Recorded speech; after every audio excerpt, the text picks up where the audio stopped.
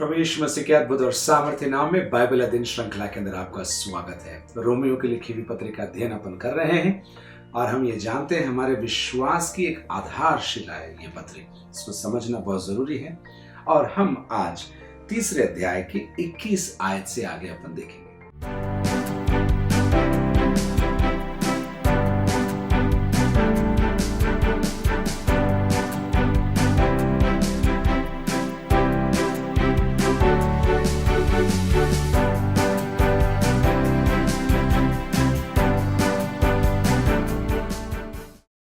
तीसरे अध्याय के अंदर पौलुस सवालों को उठाता है, 5 सवालों को, और उनका जवाब वो देता है और फिर आगे की आयतों में ये प्रमाणित करता है कि सब के सब पाप के वश में है। चाहे वे यहूदी हों, चाहे गैर यहूदी हों, चाहे अपने आप को अच्छा बोलते हों, हम नैतिक मूल्य रखने वाले लोग हैं, या फिर गिरे हुए लोग हों अपनी आदतों के मामले में। पौलुस कहता है सब के सब पाप के वश में। और फिर 7 आयतों को पुराने नियम से लेकर पौलुस हमारे लिए देता है और दिखाता है कि हमारे शरीर के अंग पाप के वश में है। और 20वीं आयत में वो कहता है क्योंकि व्यवस्था के कामों से कोई प्राणी उसके सामने धर्मी नहीं ठहरेगा। उसने स्थापित कर दिया, भाई व्यवस्था के कारण तुम्हारे कामों से तुम परमेश्वर के सामने धर्मी नहीं ठहर सकते। अब 21 आयत से लगाकर इस तीसरे अध्याय की आखिरी आयत है 21 से 31 तक पौलुस सुसमाचार का सार पेश करेगा। अगर सब के सब पाप के वश में है, कोई राह नहीं है, तो फिर क्या रास्ता है, क्या प्रबंध है, बताओ हमें, हम सुनना चाहते हैं। आइए पर प्रभु के वचन के अंदर चलते हैं। तीसरा अध्याय 21 आयत से आगे। परंतु अब व्यवस्था से अलग, मैं रुक जाता हूं, परंतु अब व्यवस्था से अलग। अब मतलब कब? पौलुस कह रहा है प्रभु यीशु मसीह के जीने के कारण, मृत्यु के कारण, पुनरुत्थान के कारण, स्वर्गारोहण के कारण, पवित्र आत्मा के भेजे जाने के कारण एक नया युग शुरू हुआ है। और उस युग के अंदर अब, परंतु अब व्यवस्था से अलग, यानी कि पुराने समय में व्यवस्था के अंदर लोग उद्धार खोजते थे, व्यवस्था को मानने में अपना जीवन लगाते थे। व्यवस्था गलत है ऐसा नहीं, व्यवस्था अधूरी है ऐसा नहीं, लेकिन पौलुस कह रहा है परंतु अब यीशु मसीह के पिता के दाहिनी ओर पहुंचने के कारण, आत्मा के भेजने के कारण, परंतु अब व्यवस्था से अलग परमेश्वर की वह धार्मिकता प्रकट हुई है। परमेश्वर की धार्मिकता, पहले अध्याय के अंदर हमने 17वें आयत के अंदर परमेश्वर की धार्मिकता के विषय में हमने सुना था, आप उसको जाकर सुन सकते हैं। लेकिन मैं आपको बताऊं, परमेश्वर की वह धार्मिकता प्रकट हुई और फिर उस धार्मिकता की विशेषताओं को मानो पौलुस हमारे लिए प्रकट करता है। परमेश्वर की वह धार्मिकता प्रकट हुई जिसकी गवाही व्यवस्था और भविष्यद्वक्ता देते हैं। पौलुस कह रहा है ये कोई नई चीज नहीं है।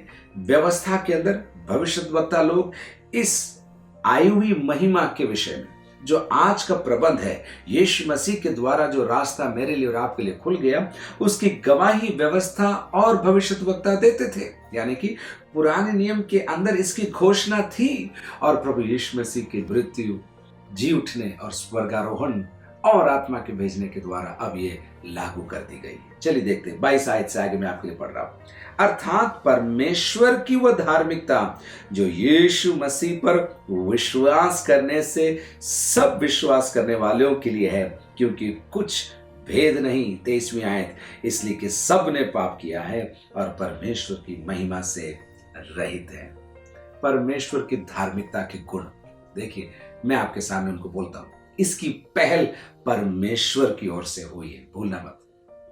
मैंने कुछ किया इसलिए प्रभु ने मेरे लिए ये किया, ऐसा नहीं। इसकी पहल परमेश्वर की ओर से हुई है। ये प्रकट हुई है, अर्जित नहीं है। इन आयतों में से मैं निकाल कर आपको बोल रहा हूं।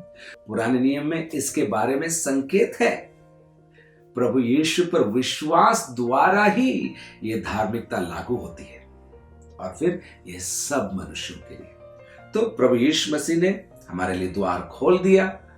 अब व्यवस्था के आधार पर नहीं, प्रभु यीशु मसीह पर विश्वास के द्वारा सब मनुष्य उद्धार पा सकते हैं। गौर करिए इन शब्दों को, प्रभु यीशु मसीह पर विश्वास के द्वारा सब मनुष्य उद्धार पा सकते हैं। क्यों?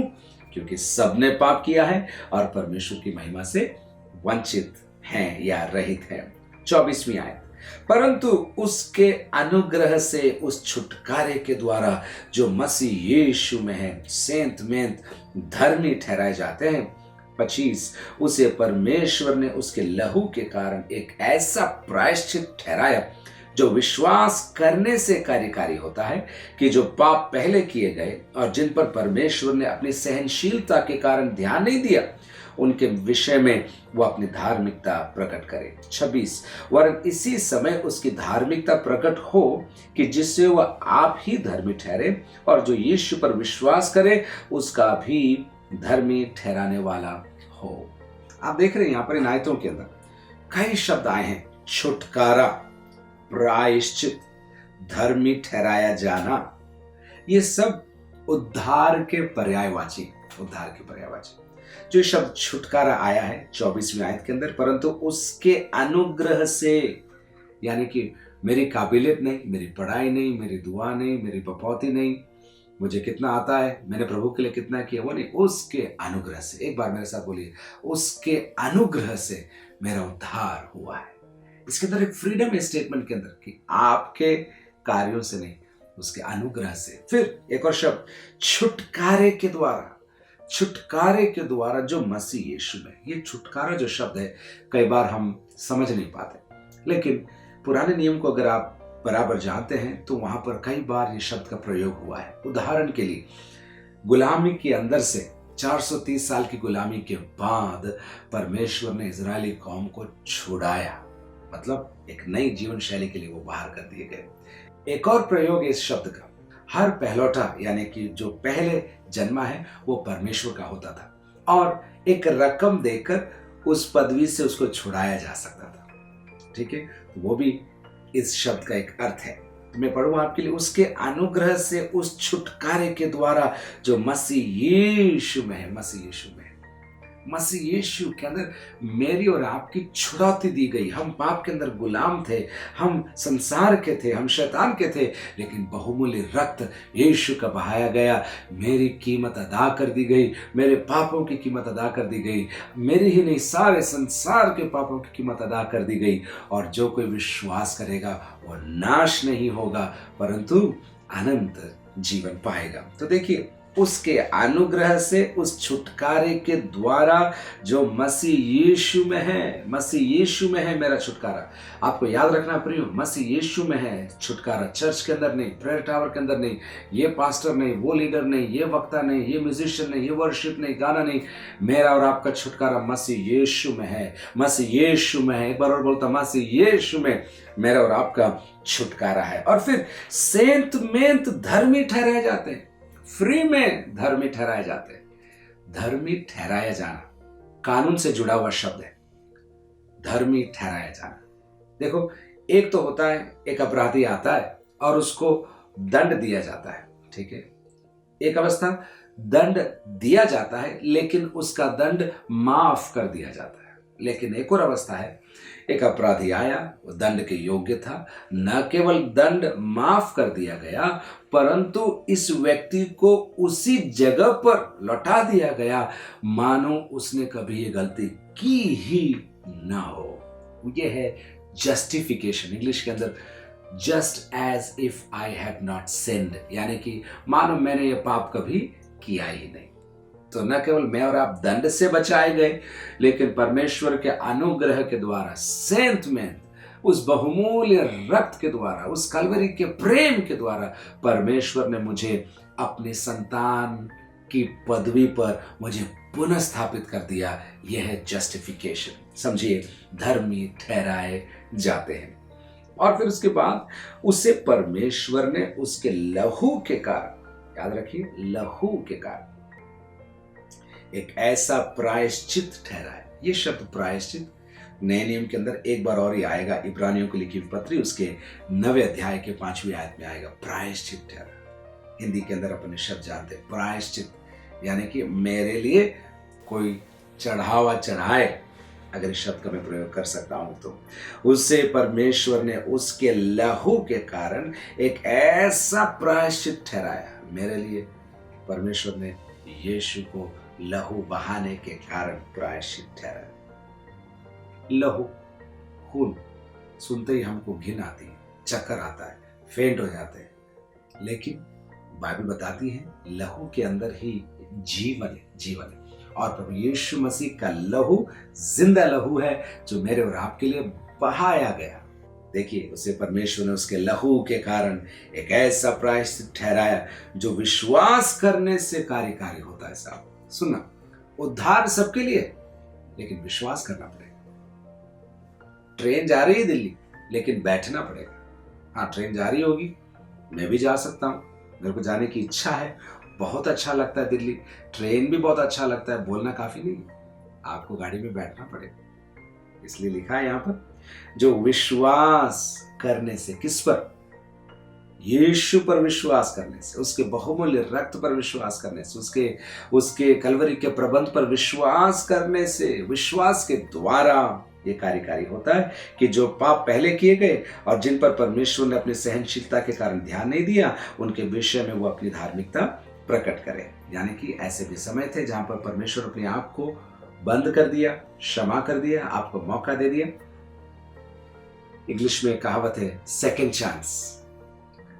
कुछ लोग कहते हैं God of the second chances, परमेश्वर एक और मौका देने वाला है। एक बार एक भाई ने मुझसे कहा, मैं मेरे सेकेंड चांस का प्रयोग कर रहा हूं, यानी कि मुझे एक और चांस परमेश्वर ने दिया है। मैंने बोला, भाई आप सेकेंड चांस पे हो, मेरे को तो परमेश्वर ने 9,999 चांस दे दिए हैं, इसलिए मैं उसके अनुग्रह से टिका हुआ हूं, नहीं तो कब से ही मैं पीछे हट गया होता।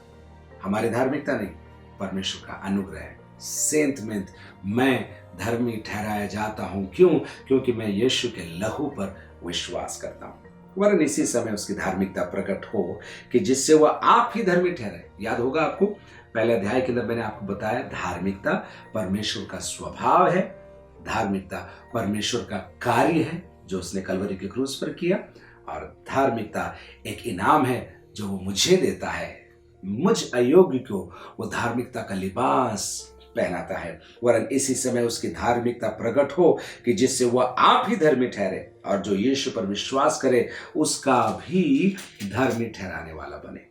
27 आयत से आगे अब पौलुस 3 सवाल फिर पूछेगा। आप सोच रहे होंगे इतने सवाल क्यों? ये एक शैली है, सवाल पूछो जवाब दो, लोगों की आशंकाओं को शांत करने के लिए, लोगों के मन के सवालों को जानकर पहले से ही उसका जवाब पेश करना सचमुच एक अद्भुत कला है। तो 27 के अंदर, 29 के अंदर और 31 के अंदर 3 सवाल पौलुस हमसे पूछता है। देखिए, तो घमंड करना कहाँ रहा? उसकी तो जगह ही नहीं। कौन सी व्यवस्था के कारण से? क्या कर्मों की व्यवस्था से? नहीं, वरन विश्वास की व्यवस्था के कारण। पौलुस कहता है तो घमंड करने की जगह ही नहीं। नाम के कारण हो, मैं अच्छा हूं, मेरा खानदान अच्छा है, हम कोई गलत काम नहीं करते, हम बिल्कुल अच्छे हैं, नहीं, हम घमंड कर ही नहीं सकते, पौलुस बता रहा है। उसके बाद 29, क्या परमेश्वर केवल यहूदियों ही का है? क्या परमेश्वर केवल यहूदियों का ही है? उसका भी जवाब देता है, हाँ, अन्य जातियों का भी है, क्योंकि एक ही परमेश्वर है। सवाल दूसरा था, क्या परमेश्वर यहूदियों का ही है?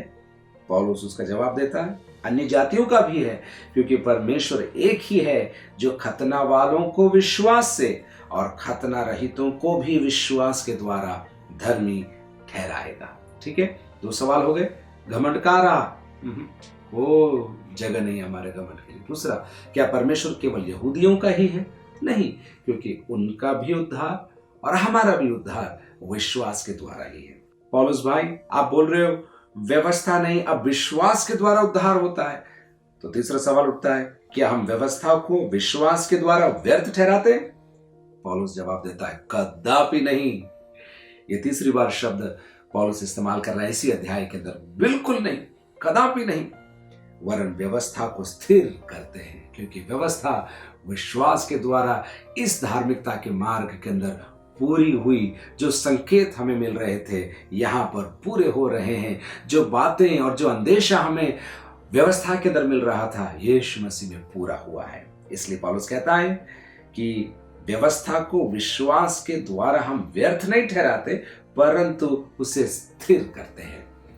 मैं आशा करता हूं आपको समझ में आ रहा होगा आपका उद्धार कितना कीमती है, आपका उद्धार कितना मूल्यवान है, कितना खूबसूरत है। आपने कुछ नहीं किया, फिर भी सेंट मेंट फ्रीली परमेश्वर ने आपको धर्मी ठहरा दिया और आपको उस जगह पर पहुंचा दिया मानो आपने कभी पाप किया ही ना हो। इस अनोखे प्यार के लिए, इस अनोखे प्रबंध के लिए, इस अनोखे कार्यक्रम के लिए आप क्या देंगे, क्या कर सकते हैं, क्या कीमत चुकाएंगे? गौर करिए, पवित्र आत्मा आपके दिल के अंदर परमेश्वर के प्रति और प्रेम डालने पाए। प्रभु आपको बहुत बहुत आशीष दे।